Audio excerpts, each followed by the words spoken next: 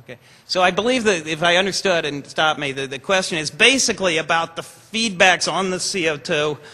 If we're putting CO2 up and roughly half is going into the ocean, the expectation is as we get more CO2 up, the ability of the ocean to buffer that goes down a little bit.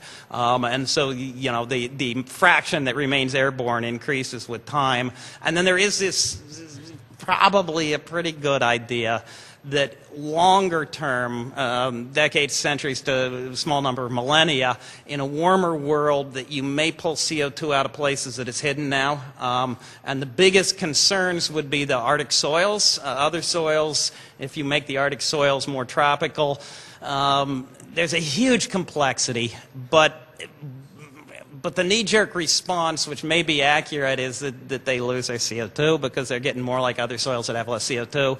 There's a whole lot of carbon as methane in the seafloor. If you make it warmer, that comes out as methane. It becomes CO2. And so there's a lot of these reasons why you have a suspicion that as you go from decades to centuries or a small number of millennia, the sensitivity to CO2 that we put up actually goes up. And so rather than being 3 degrees warming from us doubling CO2, it might be more than that.